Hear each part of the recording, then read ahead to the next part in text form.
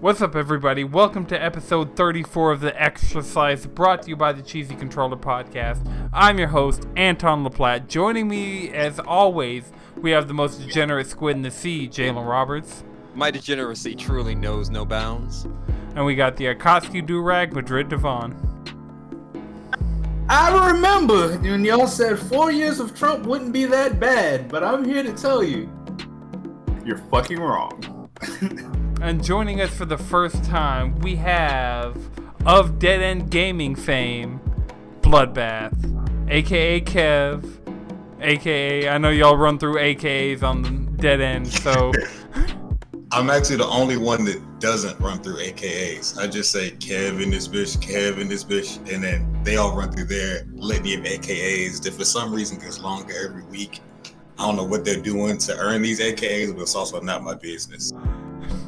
Hey man, I'm Anton LaPlatte, aka Anton6. But we got a jam-packed episode for you guys this week. We're going to be talking about the Mario 35th anniversary, the Xbox Series S, which is about to be the worst console for me with a lisp, PlayStation's 25th anniversary, Call of Duty Black Ops Cold War, and the Hyrule Warriors Age of Calamity. So, yeah, I mean, this week has been crazy as far as we got out of Summer Game Fest, and it was like, oh, the news is probably going to start slowing down, and Nintendo's like, nah, y'all can't rest. No breaks. All gas. Okay, can we just say that Nintendo's just dropping things like, oh, here's an announcement. This doesn't matter. Here you go. Right, Nintendo's having the weirdest fucking rollout that I've experienced in gaming. Like, legitimately. Yeah, hey, guess what? There's a Mario 35th anniversary direct. It's like, what the fuck does that even mean? Nintendo announces it 5 minutes before they fucking... They didn't even announce it. They just dropped it. Like, here's a video. It's 7 in the fucking morning. Like, here, take it. Right, I woke up. I was like, yo, is this a joke? It looked I'm looking at box art. I'm like, this is fake. Yeah. This isn't real. I watched the thing, like, I woke up. I want to say I had to work the day that it came out, and so, like, I'm up early getting ready, checking the Discord. Like, the crazy part is when I see news before it hits the Discord. Like, I just see a post from Nintendo, their official YouTube channel, of just a video with this Mario news, and I'm like, yo. So, first of all the leaks were true. We're getting Mario 3D All-Stars Collection. Comes with Mario 64, Mario... 3D World. 3D World. No, it wasn't 3D World. It comes with Odyssey, right? Or is it Galaxy? Galaxy? Oh, the Super Mario 3D Stars is Sunshine, Galaxy, and 64. Yeah. So the three of the 4 mainline 3D Mario titles, I guess they just decided not to include Galaxy 2? I guess? I don't know. I don't understand any of this.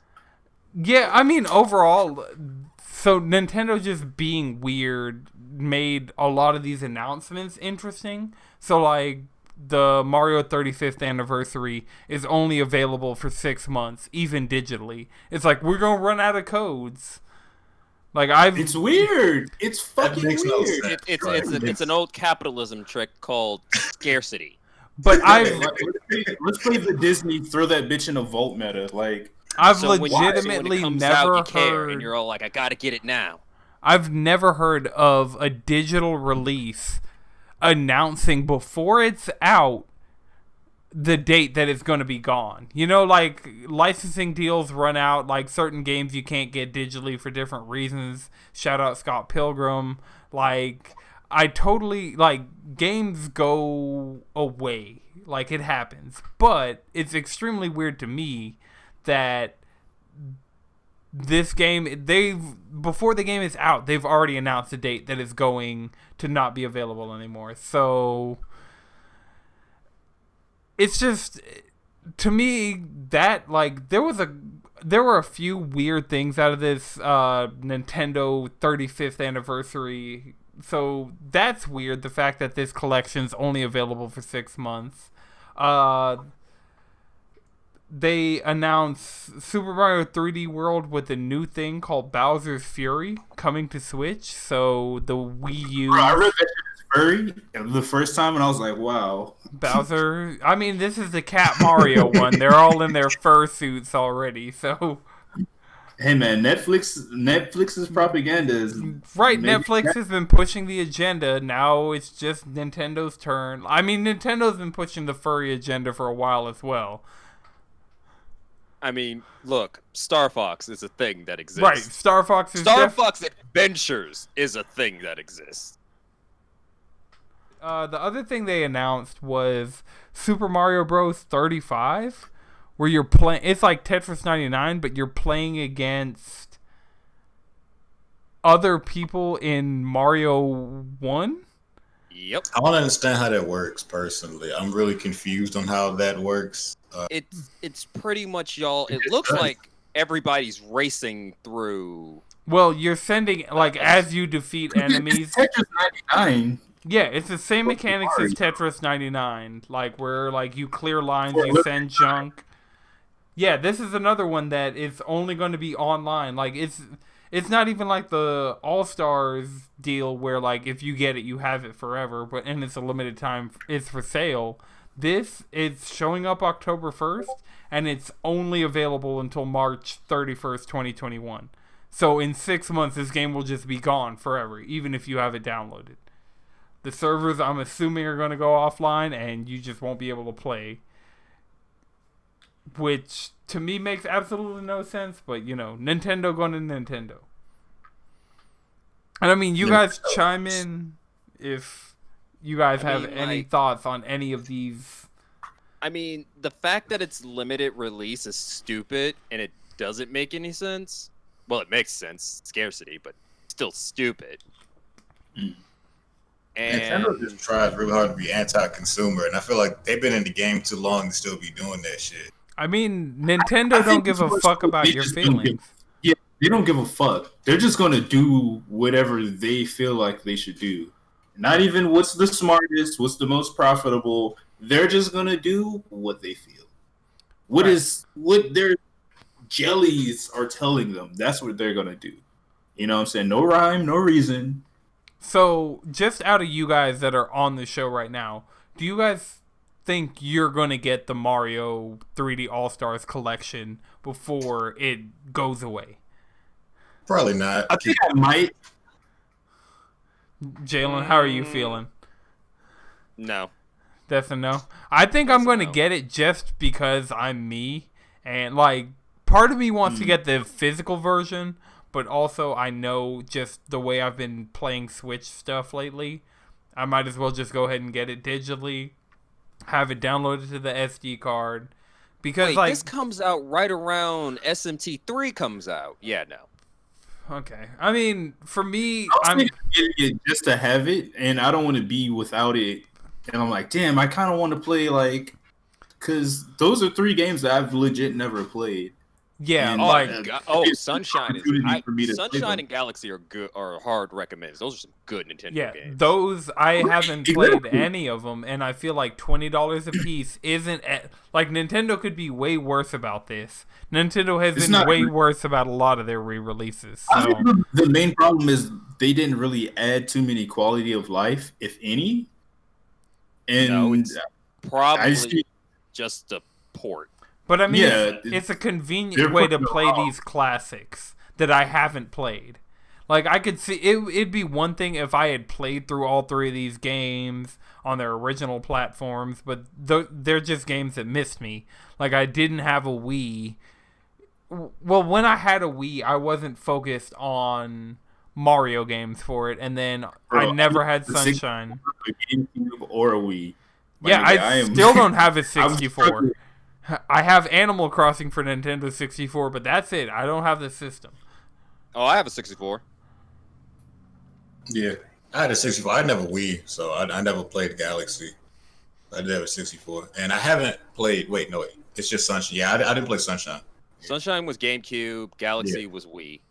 Yeah, both of those. I've heard good things about Sunshine. It looks like a nice game. Oh, that game. It's those are the Mario games that I miss. Like, we got a bit of that with Odyssey, I guess, would be the last time they did that, but... Well, yeah, and I mean, these are the games that led up to Odyssey, and considering I enjoyed Odyssey, I could see myself playing these games and seeing, like, that DNA come through, because that's one of the things people, like, the entire time Odyssey was, like, in the news cycle, it was, like, people comparing it to Sunshine and to Galaxy and to Mario 64, and there's Mario 64 Easter eggs that just go completely over my head in that game. So, like, I've enjoyed, like, I typically am a 2D Mario person, but the amount of fun I had with Odyssey, I think I'm going to pick up the digital copy just to have a convenient way to play those games. Because I don't want to run a Wii emulator and track down a physical copy of Mario Galaxy for more than $20 to try and play that game, or like hook up my GameCube to a capture card to play Sunshine for stream or something like that. I just feel like this is the most convenient way to access these games, and I feel like they're games that I probably should access. God damn it, Nintendo, your stupid fucking marketing is working. I hate you. Because, like, that's my main thing. I just don't want to wake up one day and they're like, "Oh, you can't have it no more." And then you're just there stuck. You know what I'm saying? Hey, Scarcity, what are you doing? Fuck. Because Disney does this when they drop their movies again and then they put them back in the Disney vault. It's like you only get them for a limited time. Yep. Right. Disney's been doing this shit for a very long time. So Nintendo said, "Oh, bitch, we could do that too." So does Disney crack open that vault for Disney Plus now? Because wasn't that a thing? I really haven't been keeping up think with the vault's dead because of Disney Plus. Yeah. I think no, the vault's for physical copies. That was the thing about it, is those were like the actual DVDs. But at that time though, it's not like they were streaming anyway, so that was legit the only way to watch it. And so the thing about the Disney Vault, pretty much everything came out of the Disney Vault for Disney Plus. So like a lot of old stuff came out, but the things that stayed in the Disney even Vault, the racist cuts, the nigger cuts. The racist cuts have, for the most part, stayed in the vault. Yeah. Wow. Nah, they should have handled that like Warner Brothers. Nah, they should have handled it like Warner Brothers. They put Warner Brothers was like, "Oh no, this is racist. These ain't our views today, but we're not gonna pretend like it wasn't." Yeah, we was wilding back then. We're good now though. Mostly. But Disney's still trying to cover, like, they're like, "Oh no." I mean, but the thing about it is Disney can't go without doing something stupid for a week. Like, let's be honest here. I mean, bro, if I were that rich, I'd just be acting the fuck out. I'm gonna keep it a buck. Like, if I had Disney money, like, you couldn't tell me shit. Nah, yeah, actually, you're 100% right about that. Yeah, I agree with that. He's like, yeah, I'd buy the world and then disappear.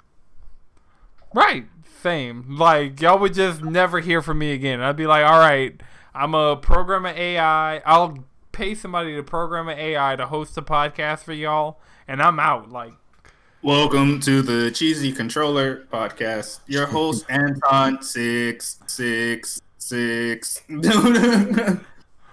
Right, when my Siri stutters because I told it to call me Anton 6.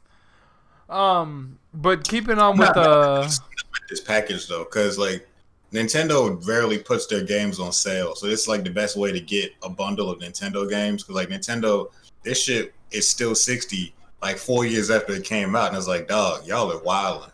Yeah, like Hyrule Warriors, $60. Remember, not Breath of the Wild, Twilight Princess was full price from the moment it released to the end of the console's life cycle. Yeah, like Nintendo very disrespectful with their price. That game was still full price. So just it's probably more expensive now, honestly. So just scanning eBay, like a copy of Mario 64, an original cartridge from the Nintendo 64 era, is running you like $25 to $35. So you're saving just on that cartridge alone by buying this collection. We saving on cartridges? Hey man, on cartridges. You gotta save on your Nintendo games where you can. Like, they ain't gonna give you a sale ever, so... So what if Nintendo made e-cards and they like, you know what I'm saying, it came in like their game cartridge packaging and they marketed it towards children?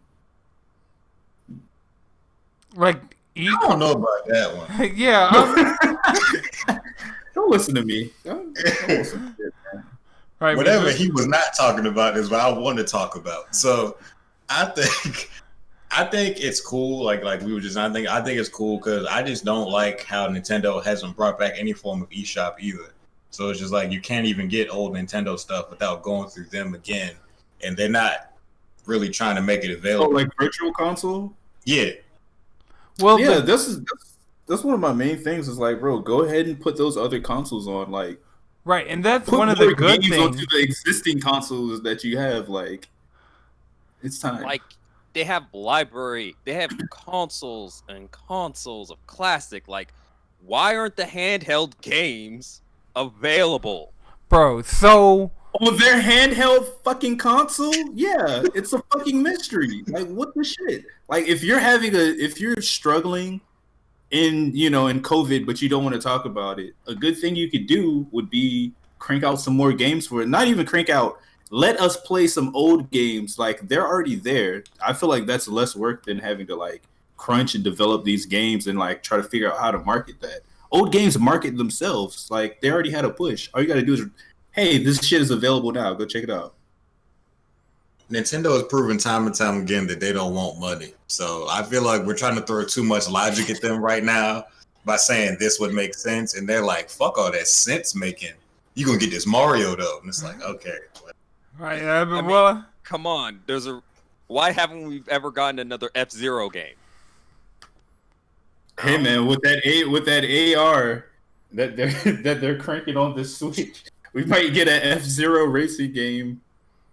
That's right. a remote controlled I'm gonna be racer. 100. If they gave me an F-Zero game and it worked like, what is it called? Mario Kart Live Home Circuit. If it worked like that, I'd buy it. Man, I really so would. I can't justify buying this because this seems like something that the floors in my house are just a little too dirty for. Like, I feel like this is something I'll be driving around and just immediately run into a pile of laundry somewhere. But Or a dog. or yeah, definitely a dog. Like, my dogs would be chasing this thing around the house if Oh, my dog would be terrified of it. She would be fucking shook.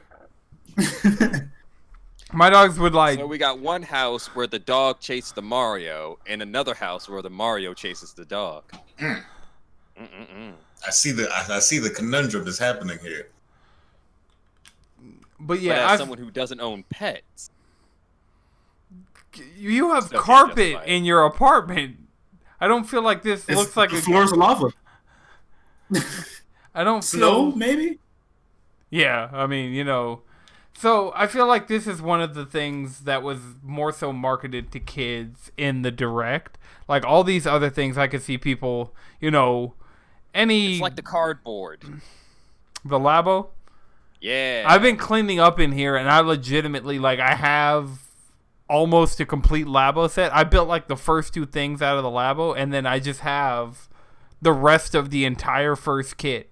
That I'm like, what the fuck am I going to do with this giant ass box full of cardboard that I paid way too much for? Even though I got a deal, it was still too much for cardboard. But yeah, so the last thing, they announced a bunch of miscellaneous things like Mario Maker's getting stuff, Splatoon's getting stuff, Animal Crossing is getting stuff. There's Mario Monopoly. There's a bunch of Lego Mario sets. But the last thing that they announced, which for me, as somebody who my SNES Mini is my primary way of playing SNES games, and I was super hoping that we'd either get a Game Boy or a Nintendo 64 Mini, Nintendo went and gave us the Game & Watch Super Mario Brothers Edition. Oh my god, they went above and beyond expectations. Nintendo, how do you continue to do this? Wow, you guys are so fucking amazing. It's a game and a watch. That's nuts. It's totally an alarm clock. Are you petty? Holy shit. Wow. God damn. Can you think of what type of galaxy brain play is that to drop that Game and Watch console? Is that also limited time? Is it like available for 35 days or some shit? I mean, pre-orders are going to sell out immediately on everywhere. 35 There's minutes. going to be Mario 35 minutes. This shit's going to be available, and then it's going to be people who have bots cute. for like That's sneaker pretty much drops. it. I just don't understand who wants a Game and Watch. I'm assuming it's targeted at the old people. And by old, I mean very old, not just Right, like you got to be like at least Kev plus, not Kev, Ken plus like 10 to even remotely care about the Game and Watch. Exactly. Yo, Like that sounds like a Nickelodeon show. Ken plus 10. It's a spin-off of Ben 10, except it's just Ken, like, he never puts the watch on because he doesn't trust all this new technology. Like, yo, think I want to be an alien? The fuck? Ben 10 was a banger. I don't care what nobody say. Ben 10 was a hard show. Ben 10 Alien Force fucking slapped. Like, I mean, and how Cartoon Network messed up Ben 10, but they had a hit. Like, so, and like they same had way so they do many everything. spinoffs, but now this new Ben 10 is ass. I don't know if y'all have seen it. There's a new one? yeah, they Teen Titans Go'd it. Yeah, basically, it's a Teen Titans Go version where it's like little mini episodes and it's all about being silly and shit. It's Teen not- Titans Go was really only going to work one time, and that was with Teen Titans Go. No, dude, It took me a long time to respect Teen Titans Go. Well, the Teen thing about Titans Teen Go Titans Go- was good And it earned it. when they had CeeLo, Fall Out Boy, and Lil Yachty. Like, Actually, when they were good before that. Like, the thing about it is with Teen Titans Go is that after a certain point, it just became Its a own parody thing. of itself. Yeah. It became a parody of itself and everything. I And mean, those Beast Boys songs are still good. yeah, Beast Boy still can. He got them pipes. Steve Smith and Beast Boy. Don't sleep on them. Yeah. It's like Gumball. When you first start watching it, it's kind of meh, but then you actually end up watching it and you're like, oh, this is surprisingly good. Gumball is very good. Like I was like, yo, this is the shit. Like I didn't expect to like it as much as I did. Have y'all seen Craig of the Creek? That show's not that bad. Oh, Craig of the Creek is good. I need Cricket them to and Creek. drop That's some just more fucking Cartoon great. Network on HBO Max. Like, I need a lot more of the Cartoon Network, like, backlog to come to HBO Max. That's the thing with HBO Max is it has pretty much unlimited potential, and there's so much that they could be pulling from that they're just not yet, so they can kind of like Yeah. drip feed us. Because there's still a bunch of like Crunchyroll shit. I don't think they have Got a High School yet. That's coming down the Crunchyroll pipeline to it. More Cartoon Network shows like that, like the current ones, Hey, and then get you also Boomerang got to on think there. it's like Just it's the like entire licensing Boomerang shit. lineup. Yeah. Yeah, I mean, That's there's probably a huge market. Like, Well, no, I mean like the Boomerang channel up at this point is pre Cartoon Network Live back. That's all it is. It's everything pre Cartoon Network Live. Foster's Yeah, is they on have our Boomerang era. now. Dexter's Lab, Johnny Bravo. Respect it. Like all those are on Boomerang now. So just put that entire lineup at this point. Saturdays are made for dads. You ever see that account? yeah, every Saturday I see that account. Every single Saturday. Because I'm, like, I work on Saturday, so I get up, and by the time I'm at work, that account has hit my timeline. I'm just like, I'm not a dad. Leave me alone. Don't wish that shit on me. But yeah, so we're about 25 minutes into the episode. I figured, like, we're about at the end of the Mario stuff. Kev, why don't you introduce yourself to the cheesy audience for those who don't know you? Sure. All right. So if you know me, you probably know me from Dead End Gaming. I'm like the main producer guy over there for the show. I hop on. I've been on a lot of episodes recently since like. I remember when you were behind the scenes. Yeah, like I'm fine being in that. But ever since quarantine started, I mean, they told me to turn my webcam on too. So I've been on the show more lately. Probably once you go back to the studio, I'll be back behind the camera again. But yeah, I'm the main producer over there. I come up with all the topics and the wonka that goes and scenarios that y'all hate so much. By y'all, I mean the people who know the show. I have another podcast called Hold It Down, where it's all about battle rap. So like me and my roommate, we talk battle rap, events. We do reviews. We do stuff like that. Like we review battles on the show. We give grades on them. People are still battle rapping in 2020. Oh yeah. Battle rap's huge. Yeah. It's bigger than ever, surprisingly, and they still finding ways to grow, even in the quarantine. They got one of the biggest events of the year coming up, Summer Madness. It's on September 19th. Gotta watch. Can I be real quick? Battle rapping is a turn-based RPG. Change my mind. My mind. It's also Chrono two bards Trigger casting vicious mockery on each other back and forth. Turn-based RPG is not a bad example. I'm not mad at it. You take turns. You do buffs, debuffs. You might cast like a 2-turn spell, like you set some shit up, and then you come back around, and then you finally let it blast. It's like, oh shit, and then it hits harder because it's like, shit, this nigga already set that shit up.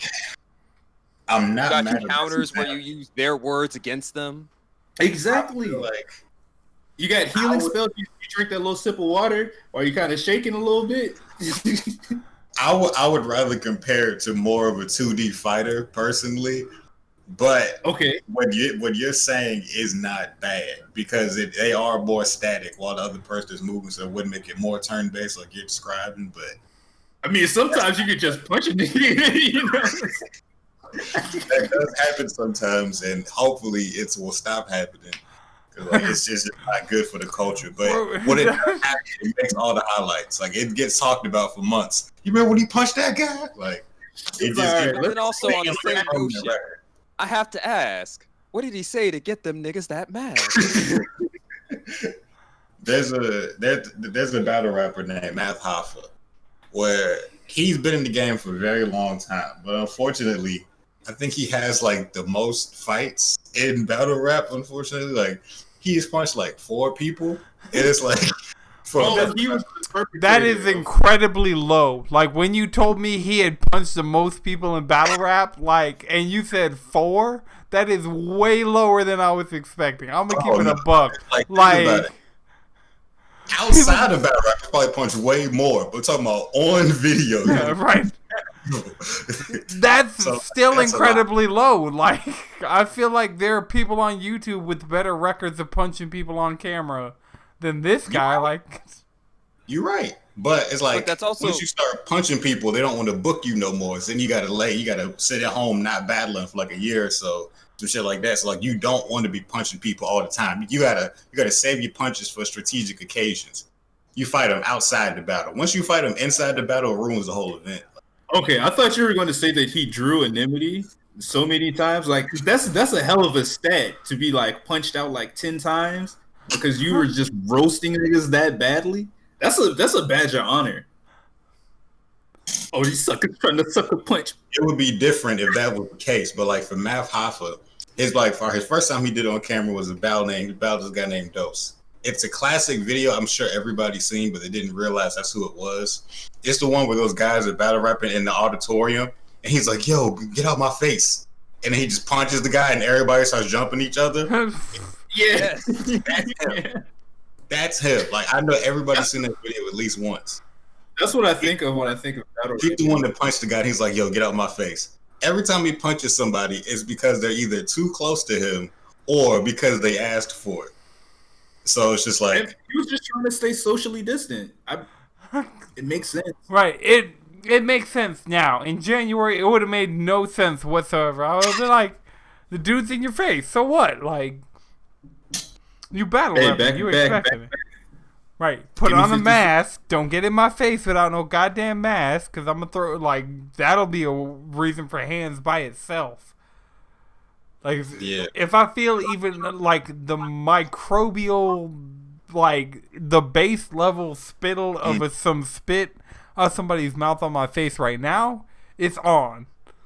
Yeah, you have no choice nowadays because now their breath is putting you in danger. So it's like, I feel you. I feel you. But yeah, that's mainly what I do. I do dead end gaming though. I'm not doing that. I'm doing battle rap stuff. That's mainly it. Nothing too exciting to announce besides that. For real, that's me. All right.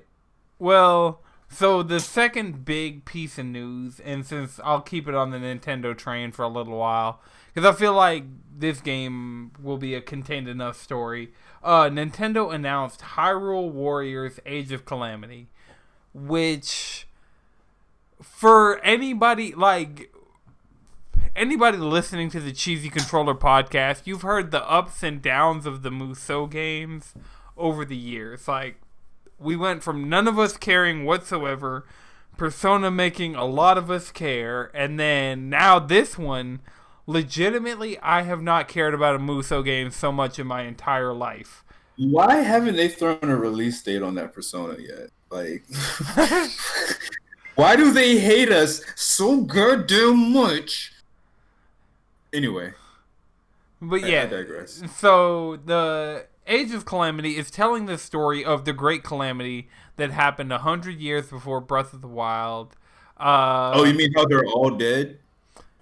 They died in the, so this isn't even going to explain how they died, because they died in the Divine Beast because of, Ganon's corruption. But, so, this game probably won't even touch on that. It'll just be you say that till you get to that last stage, and it's like, go stand in the Divine Beast. It's like, my shields aren't recovering. They pull a Halo Reach on me. Survive? Hell yeah. Link walks up to you. I'm sorry, kid. And just punches you in the stomach and you die. Nah, Link would be off getting curb stomped. Right. Wouldn't the final boss fight of that, if they went all the way to the end, wouldn't the final boss fight be a 1v1 between Zelda and Ganon? I hope so. I mean, that is one of the cool things about this. The fact that Zelda is a playable character. She's using her Sheikah Slate. She's using these abilities. I'm super stoked. She was a playable character. One thing I will say is that pretty much every single important character in the Zelda timeline at any point was playable in the last one. Yeah. I do want to put that in. That is I can play as my Guido Queen, so I'm happy. Yeah. Urbosa. I'm probably going to put her amiibo on display somewhere. I'm probably going to put all my Guardian amiibos on display. We're going to go full weeaboo and get a body pillow. Mm-hmm. I just wish I cared about this game. I know y'all are all excited, but I don't, y'all. I don't. I'm just I'm not super hyped for it, but it's just a cool thing. Here's my question. Did you like Breath of the Wild? Yeah, Breath of the Wild was great. Loved it. So I just didn't care about Hyrule Warriors. Yeah, I didn't care about the last Hyrule Warriors either, but my feeling on this game, and the reason I'm excited for it, is as a fan of Breath of the Wild, and knowing they have Breath of the Wild 2 coming, there's going to be stuff in this game that's going to bleed over into Breath of the Wild 2. There are decisions being made with the canon of the Breath of the Wild franchise that is going to have consequences in the new game. Also, the thing about it is, the Hyrule Warriors is the uniting point in the 3 timelines. I really think Nintendo legitimately doesn't care about the the timeline, and it's extremely evident. There's too many references. But that's the thing about it. There's locations in Breath of the Wild that only exist in certain timelines. I get what you're saying. That's the thing about it is Hyrule Warriors is where all the timelines come together, because that's the plot of Hyrule Warriors. And then from that, then we go through one more cycle, then we end up at Breath of the Wild. I like the idea of a Breath of the Wild 2, and I'll wait for that. Well, they've announced it. Did you see the trailer that had Ganondorf and the Hyrule Castle shot out of the ground? They announced that at E3 2019 of the sequel to Breath of the Wild. So that I'm stoked for. And while my first reaction to this was, yo, why are we getting a fucking Koei Tecmo Warriors game before Breath of the Wild 2? But then when I really thought about it, the champions were some of the most interesting characters in Breath of the Wild. The Great Calamity, like some of the lore around the time period that it's covering is going to be important going into a sequel because Breath of the Wild just didn't cover it. Like Breath of the Wild kind of like... Breath of the Wild just kind of was like, oh, all this shit happened 100 years ago. Don't worry about it. Like, worry about what you're doing right now. And so, for me, it'll be exciting to go back to that. Like, I don't typically play Musou games. Like, I'm going to probably play the Persona 1 that's coming out. And now this one has me interested in checking out the original Hyrule Warriors. But... Isn't that full price? Man. You know it's fucking price, dog. Right. The prices have gone up since this announcement. Even on the physical copies. We were talking about the Hyrule Warriors Age of Calamity before we left. And Jalen, as somebody who I feel like you would probably randomly get into this game, like, I remember in the Discord you were talking about enjoying the first Hyrule Warriors. So I enjoy Musou games. Musou, or I can never pronounce it correctly. Musou. Yeah, I've always enjoyed Musou games from especially it was the Gundam ones that I got into at first. Like, legitimately, those are the only ones that I've played before now. My dog just broke into my room. But yeah, before now. No, I played Dynasty Warriors Gundam 2, and that's the only one that I've ever... And Bleach Soul Resurrection. I've also played Bleach Soul Resurrection, which was like... You know, I can't complain about killing hordes and hordes of hollows. And that's the thing about it.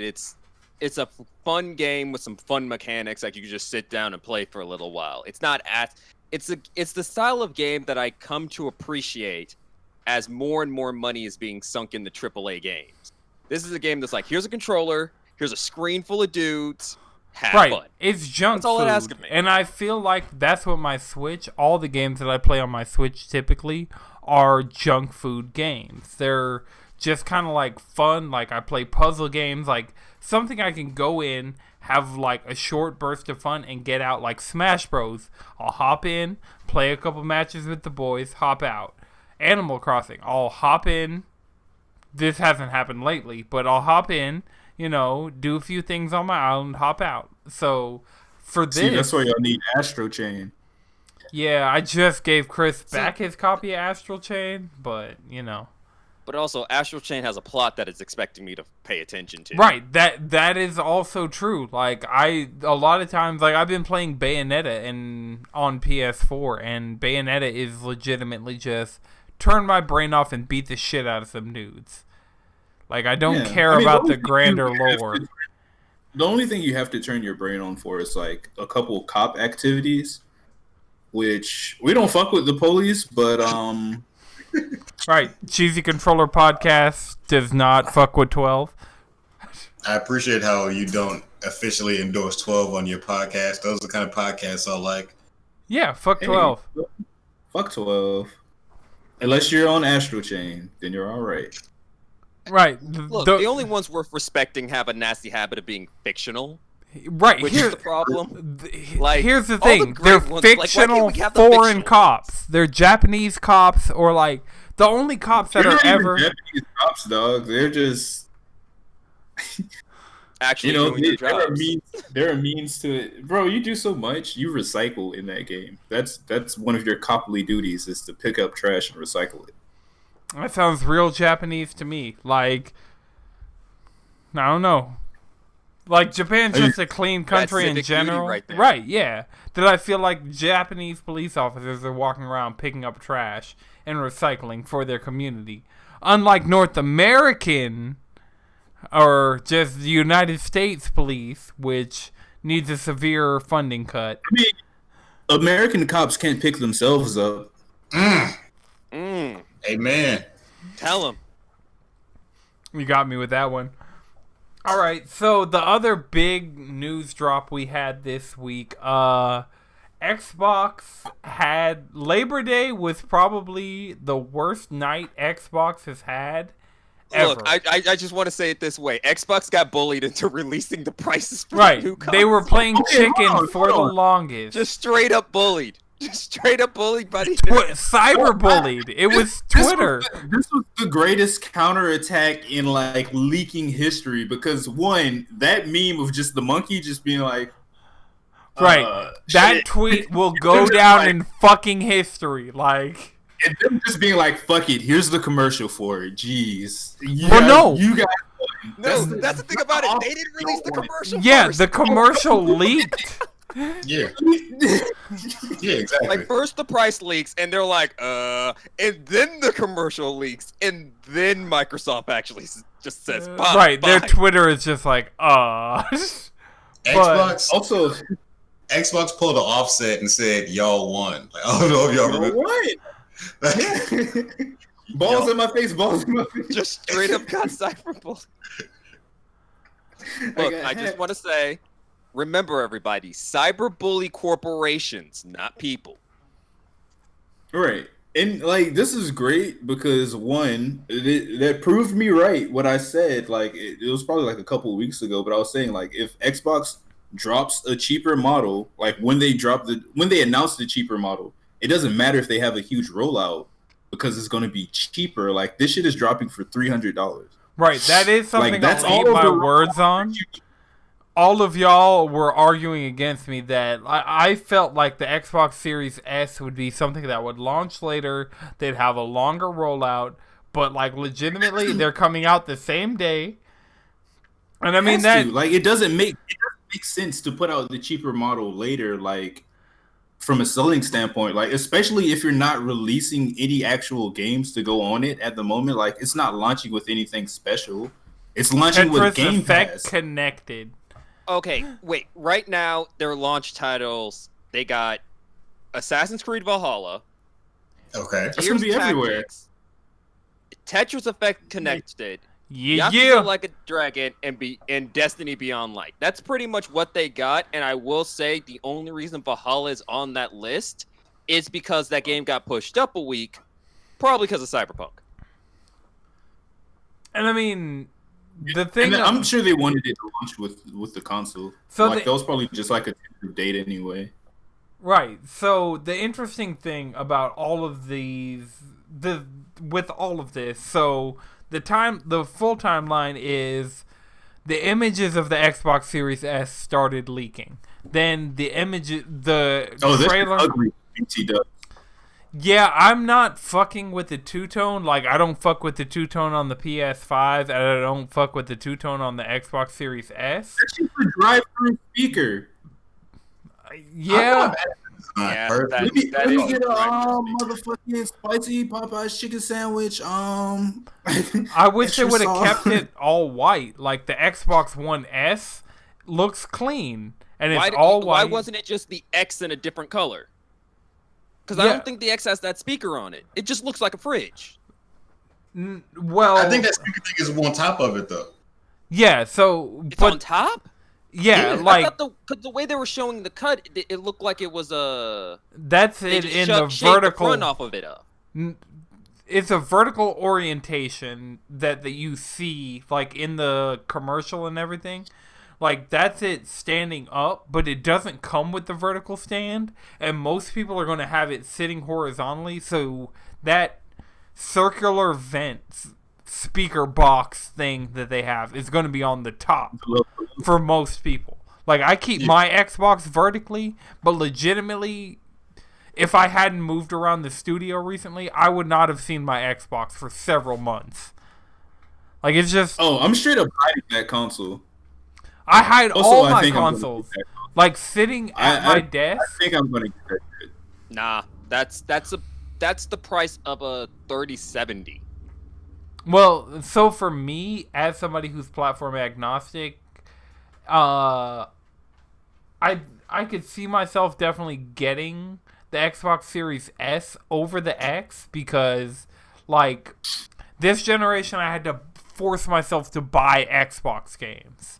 Like, Right. I just want Game Pass. Exactly. Yeah, It's like ultimate. Game Pass. Is there anything that is gonna be on the Xbox that isn't gonna end up on PC through Game Pass? No. But the thing is, it's significantly cheaper to buy that Xbox for most people. Like, for you and I, like, yeah, we're going to upgrade our PCs. Yeah, for a lot of people who are already in the PC ecosystem, yeah, you're just going to upgrade your CPU and your graphics card, and you'll be set. You don't even really need to. That's the thing about it. I don't even need to upgrade my CPU. I do. I need to upgrade my CPU before my graphics card. What do you have? Ryzen 5 1600X. Yeah, that's what I have. It works with the 3080. Just judging by my current system build, my CPU is my hardest bottleneck. So, like, that's definitely highest. I need to upgrade that and my motherboard before I upgrade my graphics card. So, I can speak for people who don't have a PC. I don't have a gaming PC, so to me, I don't think that the system costs are that crazy. I was telling people that I thought 300 was really reasonable. yeah, 300 is a great price. fucking price. Oh no! With price point, that's what the 360 cost at release. Yeah, like the 3 and the 5, I don't think the 5 is that crazy either. I really don't. Personally. Yeah, the 5. I feel like PlayStation's gonna be more, which is why now Sony's nervous as fuck. No, I think if PlayStation 5. anything, PlayStation's gonna be 500 on the head for Yeah. That's for the thing the about it. regular It's, model. Sony learned their 400. lesson about having the most expensive console at launch. They've already learned their lesson on that Right, one. that was the thing. They've been playing chicken because that's in an alternate reality. I saw the Xbox Series X and the PS5 being $550, if not $600. Me But too. now we're in a world where the Xbox Series X is $500. So there is no way PlayStation is going over $500. They're not going to cross that line. They're not going to, like, because especially with the Series S out there, there's no way that every Xbox is cheaper than any PlayStation, you know? Like, they can take the L on the all-digital PlayStation being more expensive than the Xbox Series S because it's not running 4K. It's not necessarily pushing the same graphical power. It doesn't have as much storage. But we're in a world now where PlayStation can't go over $500 because if all the Xboxes are cheaper than any of the PlayStation's really going to lose this, like, at least the early part of this generation. Because even somebody like me, that I have Spider-Man. I have hundreds of PlayStation games. Even, like, setting Miles Morales aside, Game Pass is a way that just for $300, I can get an Xbox Series S, have ray tracing, have 1440p, have access to Game Pass, and I mean, even that's $25 a month. So you're really paying $10, $15 for the Xbox itself per month over the course of just the 2 years that you have to sign up. So that's the thing. Xbox is showing they've been building up all these value propositions for gamers for all this time, like Game Pass Ultimate. Interest-free financing. That's just great. Right. And I mean, that's the thing, like, in times of COVID, PlayStation doesn't have something like that. So people This is have like to... a great good faith move right here. Like, I mean, pro gamer moves. Xbox has been very pro-consumer, in my opinion, Yeah. for fair. like the last half, if not more, of the Xbox One generation. And now all of that's coming to fruition in the new consoles with Game Pass and with xCloud. And they just announced EA Play is coming with it. So you're getting even more games than that.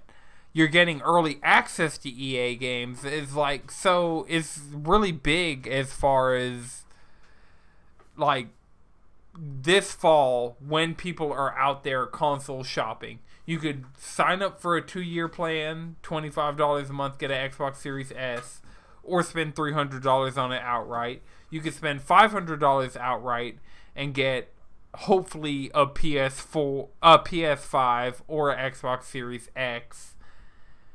Or you could do $35 a month and get an Xbox Series X. And both of the financing options come with Game Pass Ultimate.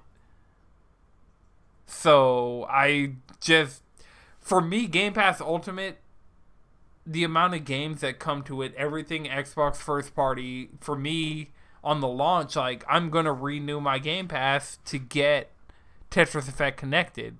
And whenever Halo comes out, I'm going to want to have Game Pass. I'll probably play it on my PC, because even though they've announced some good deals, I'm not rushing out the door to, pick up the new Xbox. Like, at the end of the day, I still care more about trophies than I do achievements, and I still care more about my PSN friends list than I ever will care about my Xbox friends list. Sorry, Xbox friends. Love you guys too. But I don't know. I think I could see myself actually getting the Series S first, because I would honestly, for the PlayStation, since I know that's going to be my main console, I would want to wait out and see how that shit's working. You know what I'm saying? Because sometimes that first crop of consoles is just shit. Yeah. And if that's the case, I'd rather have like a nice little, I only paid $300 for this. If anything, I'm really just going to be on my PlayStation 4. Like, I'm not super pressed for Spider Miles. I'm excited about it, but like I can wait ultimately until I get the PlayStation that I want. Yeah, especially if they're going to start rolling out like custom consoles a little later. I think I can wait. I could wait for like maybe a year. Heck, I never believed that a console is worth buying its first year. Most of the time, it's never really worth it. In my opinion, I've never when I have bought a console within the first year of launch. So I did that with the PS4. I did that with the Switch. I did that with the PS4 Pro. Like, whenever I've done it, I've never felt like I've regretted it enough, because the quality of life things that are coming for the PS5, like no copying times, still being able to cross-play most of these games with PS4 people. Like, that's the thing. I don't expect other people to upgrade. I just know for how I play games and my personal setup, getting a PS5 as soon as possible is advantageous for just my day-to-day gaming needs.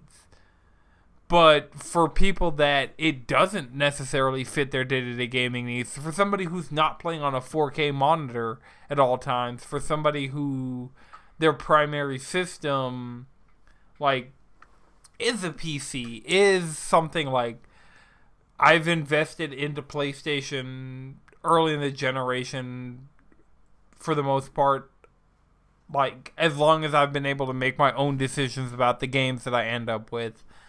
I feel that. That's why I think I would be better off waiting for the one that I really want, because I would get the best version of it, or a better version of it, so to speak. But I'm okay getting the Gen 1 day one, buggy as shit. Like, you're an early adopter, man. That's just your lifestyle. Hey, go test that shit out for us. That's the thing about it. I mean, if you want to be on the cutting edge, you got to bleed a little bit. In this case, it's money. The bleeding edge. I've been saving, bro. Like, that PS5 savings account is just sitting there. That has become my graphics card money. That's honestly, like, that's what I'm working on, a PC, and then I might just fuck around and get this Xbox just to have it. Right. So, Madrid, like, somebody like you, do you think you'd go and get the Xbox? Would you drop that $300 and call it a day and then have to pay for Game Pass? Or would you do the $25 a month for the S, or even the $35 a month for an X? Because I feel like if I'm going to go into that ecosystem as somebody who my setup is primarily there for 4K gaming, I could see myself paying that extra $10 a month to get the Series X with Game Pass. Because even if that is just the extra 10 a month, is going to be more months. You know what I'm saying? And like, I just finished paying off my phone like last month, and then seeing my bill drop dramatically, I was like, oh yeah, this is fucking great. But I mean, this is even cheaper than upgrade. This is cheaper than even my phone bill with my phone paid off. Like, I paid my phone off a few months ago as well. This is super cheap, and it makes me feel more so like a video game subscription service. Honestly, like that's what it really feels like. It real deal feels like it is Netflix. Like, here's your shit. Especially if I'm just primarily using it for Game Pass. But I think if anything, I'll just buy it outright. That way I don't. That's like one less thing I have to worry about each month. So I would wait till I have money for it and just copy like that. I'd have to see if Game Pass gets a price increase, because Game Pass is becoming a better and better value. Like, as time goes on with xCloud, with all this EA Play stuff, with all the different values you're getting with Game Pass, I could see Game Pass going more expensive. That's the thing, though. Like, with the way Xbox has been moving, and they know a lot of new people are probably going to try and like switch over to their, well, not even switch over, but like test out their ecosystem. They might fuck around and have some deals, throw those out, because they're passing out Game Pass deals like left and fucking right. Yeah. So I could see them definitely do something along those lines. I mean, it's one of those. That's one of those ecosystems where you come in to test, and then you just end up trying different game after different game because you have Game Pass. Yeah, I mean, not leaving. Every time that I've had Game Pass, I've downloaded games that I did not expect to download. I was like, okay, well, I got Game Pass. The last time I had Game Pass, I got it for Flight Simulator, but I went in there and I downloaded PC Master Chief Collection again just because it was available. And next time I get it, like, I'll probably test out some of these Xbox launch titles on my Xbox One S or on my PC just to see what Microsoft Studios has been doing, because they have been putting a lot of money into their first party studios, so it's going to be really interesting to see. Kev, are you an Xbox guy or a PlayStation? I have both. So I have a PS4 Pro and I got like just a real base Xbox. But I'm not biased in any way. I play my PlayStation more because it's in my room. The Xbox is just downstairs. But I feel like Xbox's main selling point is just like y'all saying, this Game Pass. It's the value train, and like they're just trying to run over everybody with this value train. Like, I feel like it works for them. Like, if they can just push in the value of Game Pass, they're gonna build a market, and I feel like it's working because it's like, especially whenever I think of this console generation, I always think back to if you're a kid trying to get your parent to buy you a new system, how are you going to pitch it to them?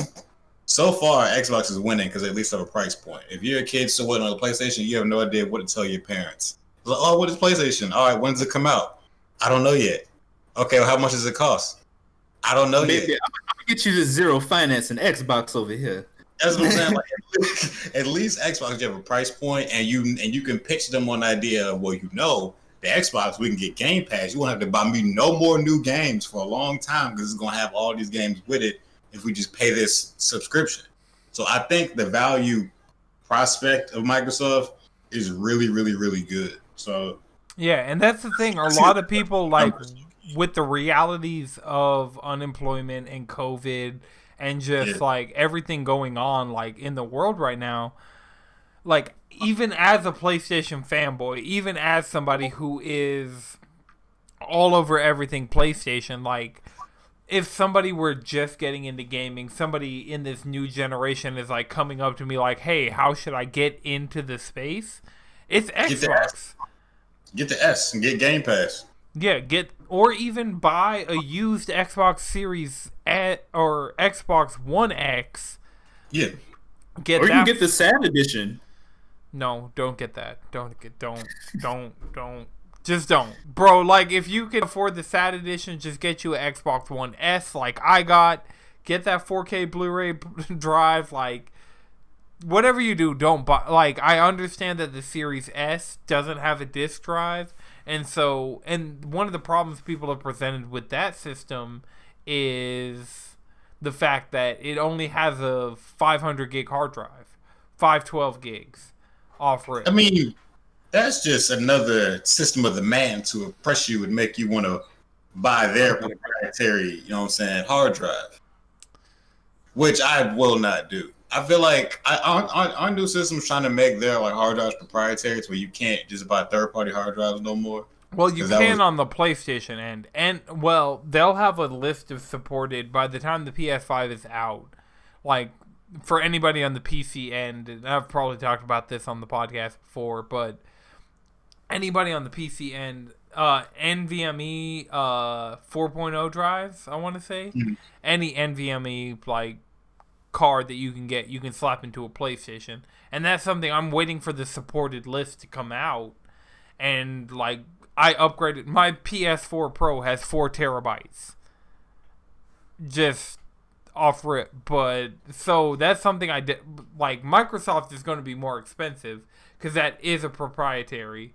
But PlayStation, they've already said, yeah, you'll be able to walk into a store or go on Amazon and off the shelf just buy like a SSD to their specifications, but is not necessarily made by PlayStation. Whereas Xbox, you have to buy like their memory cards. You have to buy the Xbox branded, and I mean the margins on everything like that is already like extremely slim. So like anytime you buy anything like that is proprietary, that is first party, that is manufactured by whoever is going to be using it, is going to be more expensive. So I just feel like going into this generation, the one place you can save money, because games are going to be more expensive, these consoles are more expensive, the one place you're going to be able to save money is if you go PlayStation, you'll be able to save on storage. I mean, it's not like all your games have to be downloaded at once. Like, it's the same push and pull that I have on my PlayStation. I just delete what I'm not playing and download what I am. And if it's like Game Pass, I'm gonna be like fucking with indie games more than anything. Like indie games, smaller games, cheaper games. Call of Duty's not gonna touch that shit. I don't need all my space going towards that fucking game. And then like with next gen games, I know they're saying like with the SSD drive, it'll be like the memory would be used better, so you'll end up using less space. I don't know if that's going to be the case for the Series S. There's a lot of, so developers have been saying there's a lot of redundant assets in the way games are programmed Call right of now. Duty.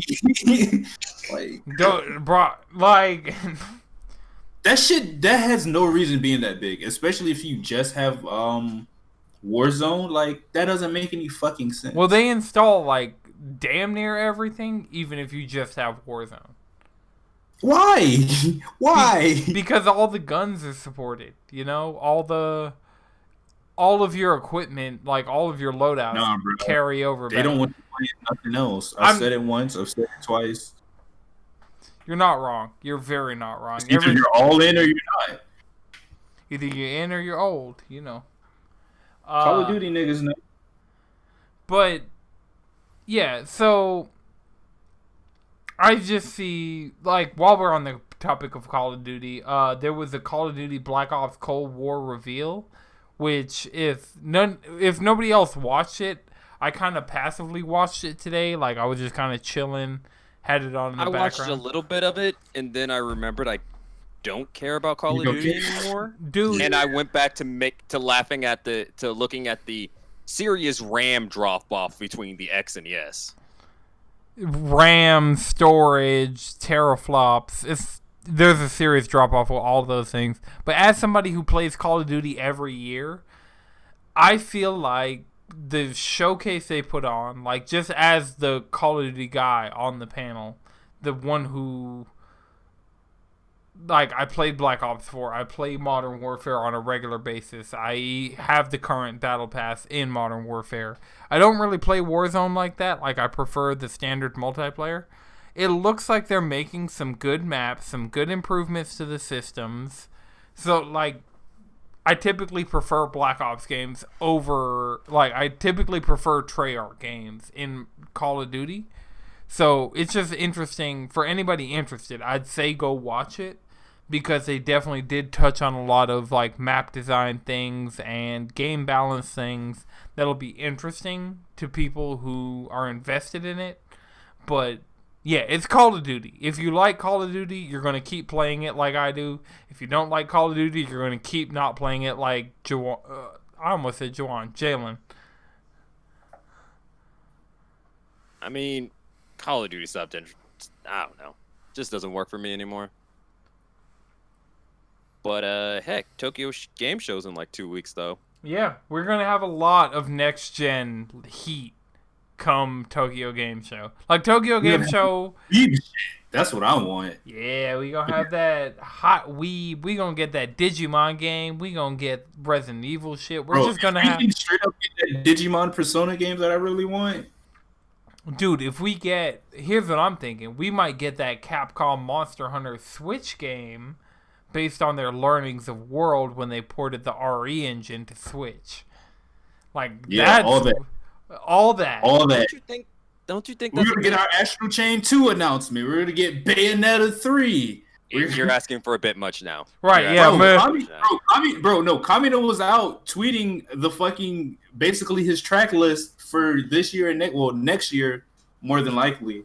And since he has so many people blocked, they just didn't see it. So that's the thing. Wait, shout out to blocked? If you've ever tweeted him in English, you're blocked. Yeah, if you ever ask for shit. So that's what I'm saying, remember. This is the man who blocked the company he works for. Right, and as far as Astral Chain goes, they said this game sold really well. It did better than we expected, and we want to make another one. So, and then he tweeted Astral Chain 2, Bayonetta 3, and then also the Platinum 5. Was it? Yeah. So it was the Platinum 4. The last one was the April Fool's Day joke, and then they announced the 5th that they still haven't talked about. And the last time they talked about anything was literally April 1st. So we're almost 6 months later from that, and we don't know what the last thing is. Either way, I'm excited for what's coming out of this showcase. Like across the board, from tech to software to memes. All right. Well, the last thing I kind of want to cover as far as the news section goes, which has already gone longer than a typical podcast from us would go. Shit ton of news, man. Yeah, it's a shit ton of news. Like, the last thing I want to talk about is PlayStation's 25th anniversary here in the States. I mean, as somebody who's 26 and lives and breathes PlayStation now, I just want to shout out, like, don't say PlayStation now. You can't. You have to put a comma in there or something. You just can't say. You can't use now after PlayStation. PlayStation currently is such a huge part of my life. I just want to shout out, like, for me, like, every time PlayStation hits a significant milestone on the show, we do like some memories, and like I just want to shout out all the times that we were able to go to movie theaters to watch the PlayStation E3 press conferences in theaters with a group of other people and get hype every year. Like, I just want to shout PlayStation out for that. Like, thank you for that and all the amazing games that I've played on your platforms for the last probably 20 years in my case, but 25 years for the general PlayStation audience. Kev, you got anything? Any PlayStation memories? My first system was my PS1, so it's like I came in with a PlayStation. I had to add the PS2 after that. I didn't start muddying the water until I got my 360. That's when shit got a little different. That's when I rebelled against what I came up on, and I was pleased. So, but yeah, I came in the game PlayStation, so it's just like I really enjoy it. I think PlayStation's really cool. I think personally, like obviously exclusives wise, PlayStation runs the game with that type of shit. So it's like I don't know how you could hate PlayStation unless you're just one of them people who just likes to be a hater, and some people just like to hate. I don't know. I think it's dope they've been around this long. Hopefully they announce the price on their PS5, but other than that. Yeah, I'm sure we'll get it before our next episode. Shit, y'all. Hopefully, y'all get it before y'all next episode too.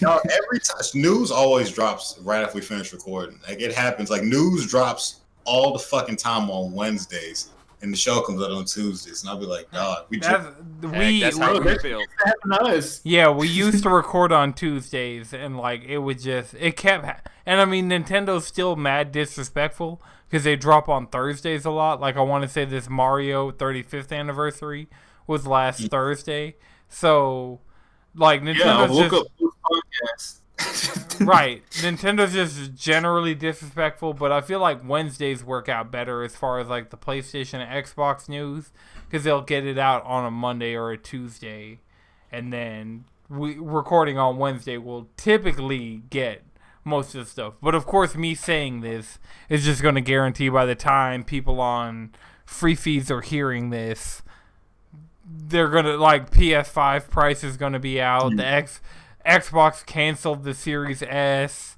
The Switch Pro has been announced. Breath of the Wild 2 has a release date. You know, this is just gonna screw me from every angle. Yeah, I've never heard anybody be so wrong.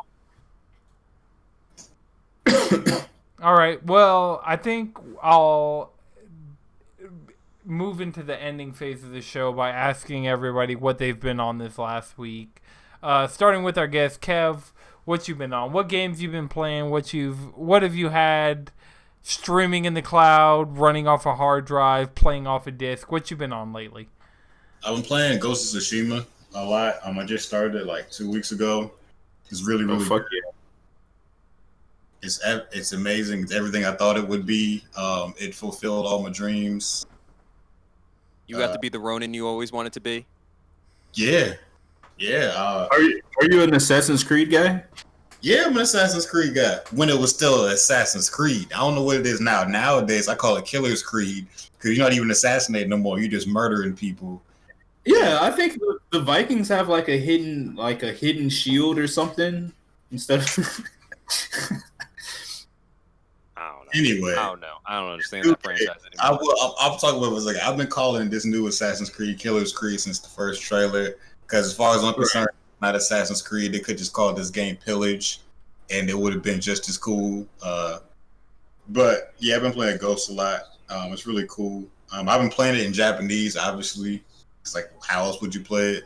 And then every time I enter a duel, I put it in Kurosawa mode. Yes. But unfortunately, the duels are so much harder in Kurosawa mode because you can't tell which parry is red or blue because it's in black and white.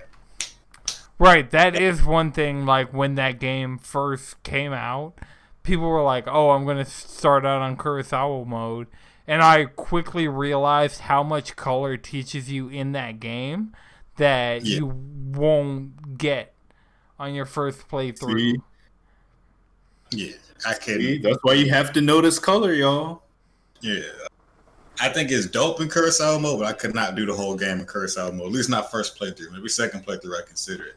And yeah, second playthrough lethal mode around Kurosawa mode. Yeah. Now, unfortunately, I'm also one of those people who got caught up in the 2K trap. I play 2K. I've been. Damn, you didn't learn your lesson? Dog. They gave us a free sample of the shit show. They were like, "Yo, before y'all get this new Still bullshit, try our old bullshit." Still better than Madden. It wasn't my doing. My cousin got it, and he game shared it to me. So I was like, okay, at least I didn't pay for it. But that's fine. Yeah, still. That doesn't count. That doesn't count at all. I'm still not as excited about it as I was before, because the shooting is completely different. I don't know if I played 2K or not, but the shooting is different, and the shooting was broken for like the first couple of days, so like you couldn't make anything like at all. So then like I just wasn't having fun with it. They fixed the shooting, so shooting's okay. Now I just got. So it was legit broken, or enough people complained that they didn't like the new feel. Or was it like a little bit of both? You could make shots, but the barrier to entry was ridiculous. You could miss wide open layups if before they fixed, like you could miss wide open layups, nobody defending you, miss. Easy as fuck. Because the little meter is smaller than before. And now the shooting is before you'd pull. I shoot with the stick, so you would shoot with like even if you shoot with the button, the meter it doesn't fill up anymore. The meter is you have to hit this bar in a perfect spot, but the spot moves depending on where you're shooting from. So it could be in a random spot on the line, so you don't know where it's going to be. So now they change it. Yeah, I saw the meter. That shit looks ugly. Yeah, it's ugly as fuck, bro. So it's like when you shoot, you shit, but I feel like it wasn't executed right. yeah, because the meter is too small to figure out where your area of error is. You'll just be missing it and not know why it's wrong. I'm okay with missing a shot if I know how and why I missed it. The way it's set up right now, you can miss it and not even realize how off you are from being correct because the meter's too small. But anyway, I digress. The shooting it's manageable since they boosted it a little bit because like now you make some of your shots. So it's like as long as I can make something, I don't need to make everything. Nobody makes everything. As long as I can make was this with your my player or just in general? No, that was on my play and regular games too though. I was missing all kinds of free throws with great free throws. Oh yeah, if you're missing with fucking superstars, then it's a problem. You know, it was a big problem. Like, but people was tweeting about it. Even like professional basketball. I saw Damian Lillard, a professional basketball player, tweeting about the cover athlete was tweeting about how he can't make free throws in the game. It was like the shooting is that bad. Like, it was bad, bro. But unfortunately, I had to keep playing because I got the rest of the Dead End Gaming team hooked on 2K, mainly Beezy and Wooly. I've been the main sports games guy for a long time now, and they laugh at me every week when they ask me what I've been playing. I say, this nigga playing Madden. I never said Madden because I got the new Madden, but I don't like that one very much either. But I always say 2K. They say you always say 2K. Why you always playing 2K? It's better than Jalen with League of Legends. No.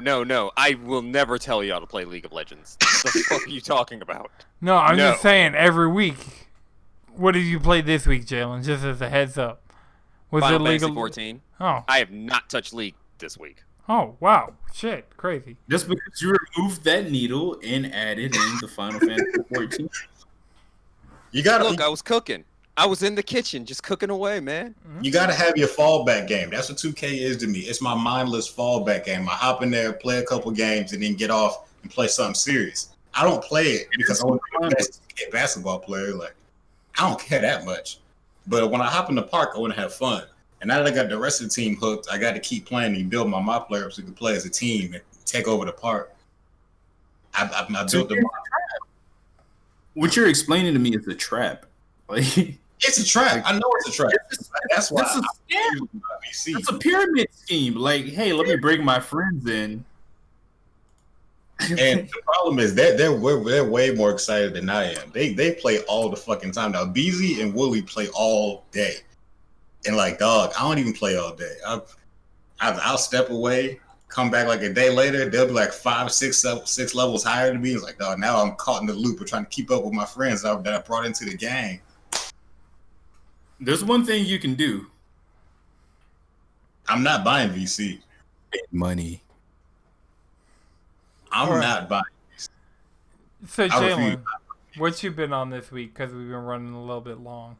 I mean, I've been mostly playing Final Fantasy 14 because that game's amazing. I'm leveling up Astrologian and Culinarian right now. I'm leveling Culinarian out of necessity. I need more of those EXP boost food. They only last for 30 minutes. And I need that 3%. And that's about it. Okay. Madrid, what you been on this week? Dude, I've been playing some motherfucking Spellbreak because I was super excited for this game when I saw them like tweet about it like years ago, like a year or two ago or some shit. Mm-hmm. But this game, it's giving me all that good magical Avatar energy. Like, I'm getting to be a magician and the Avatar. I've been watching a shit ton of The Last Airbender and Legend of Korra, so it's like hitting on a different level almost. It's been pretty fun, man. Like I've been getting like a dub a day. Because it does a lot of really dope things in the battle royale kind of sphere. Like you start off the match, you pick which type of gauntlet you want to run. There's like 6 gauntlets, I believe. Um, so with each one, you kind of get like it kind of takes like a MOBA approach to it. Like when you enter in the ring, you get a new trait. So each time you make it into the where the ring's going to stop at, you unlock a new passive trait for the build that you're running. So if I'm running fire, the first passive trait I would get is like Firefly. If I hit my wall of flames, I'll fly for a short second. So it's just things like that. Or if you're running rock, you get like shields, just different shit like that to kind of like make each class feel different. And then the elemental combinations that come is really dope too. Like if you're running wind, you can drop a wind tornado, then boom, throw like fucking fire in it. You got a fire tornado. Boom, throw poison in it. You got a poison tornado. Boom, throw a big ass meteor rock at it, and then like the shit just comes back around. Like the physics in that game is really fucking cool. What's the character builder like though? Can you be black?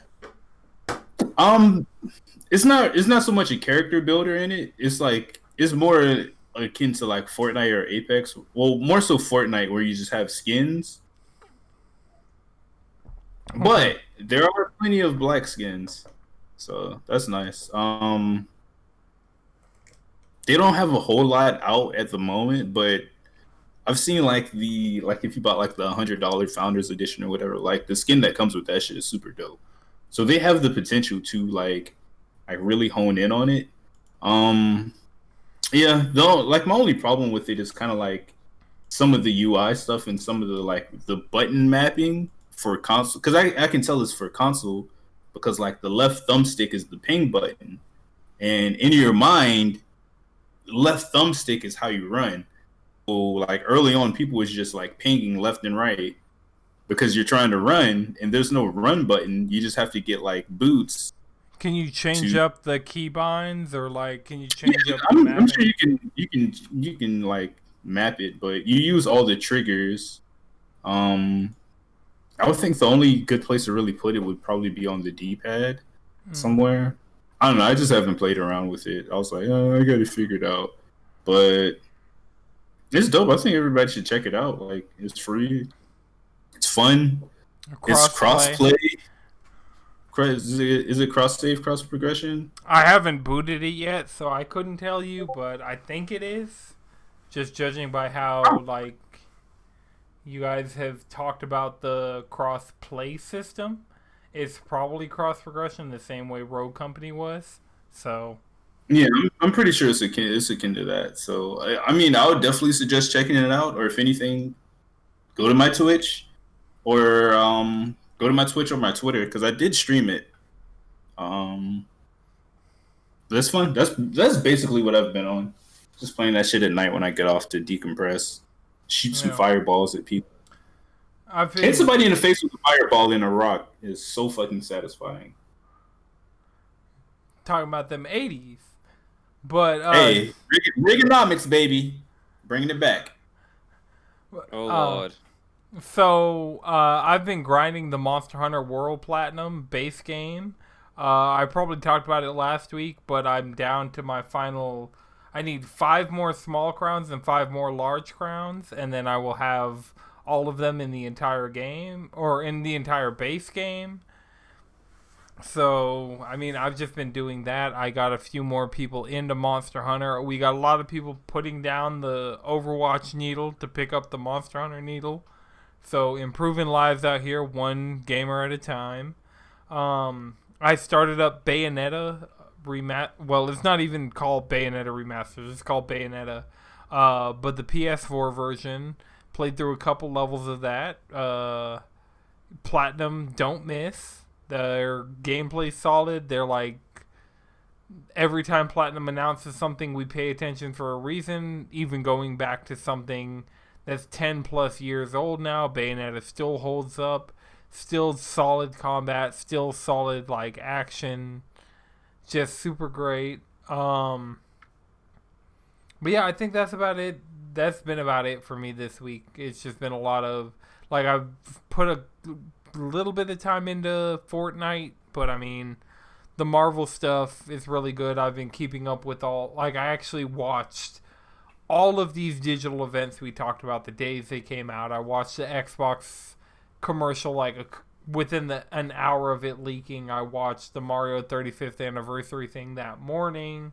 Watched the Call of Duty Black Ops Cold War presentation today. So, yeah, it's just been a week of keeping up with the gaming news as well as, playing stuff. I want to shout out XX Shadow Kami XX of the Rusty Rupees podcast and Simulation End, Jawan the Grind God. Both of them platinumed Monster Hunter within the last week. Good lord. Yeah, I mean, I'll do it before I hit 500 hours in the game, but they've just been out here going super hard. They both needed, I want to say, a large crown Nergigante, and they got it at the same time, platinum the game at the same time, but by the time... With the Dragoon drip, you love to see it. Yeah, with their Dragoon drip. I kind of want to get it before I platinum the game, but that's also going to slow me down platinuming it, so... I'm probably going to stay full steam ahead on trying to get that platinum trophy out of it and then get back into Bayonetta, really, because I feel like that game has deserved playtime from me, but it just hasn't been getting it. Alright, so does anybody have one more thing before we wrap? Yo, Burn the Witch is going to be fucking sick. Oh, let's go. Shout out Tight Kubo Sensei. Man, don't miss. Yeah, Tight Kubo, do not miss. That is Sensei. One mangaka I will trust with my life. Like, if I need Tight Kubo to draw me a fire OC, Tight Kubo could do it. No problem. Yo, Tight Kubo, I got a game idea. Let's link. Platinum, I'm looking at you. Let's link. Alright, remember you can follow us all collectively around the internet, cheesycontrollerpodcast.com. The audio version of the podcast is edited by Akuma Santi. The video version is edited by Lana Twisted Mind. You can follow me on Twitter and Twitch at Anton63Xs. Jalen, where can people find you? Squid Bishop. Madrid? You should check out my Twitch channel at twitch.tv/SunnyChifa or follow me on Twitter at SpeedwagonX. Alright, and Kev, where can people find you? You can find me at Hightower Power 1. That's my IG and my Twitter. And my podcast is at Hold It Down Pod. So episodes come out every Saturday. Just follow him in all those places. Check out all the things he just said. Check out Dead in Gaming, Hold It Down podcast. Shouts out to the fam over there. All right. This has been an Akuma Santi production. Until next time, keep it cheesy.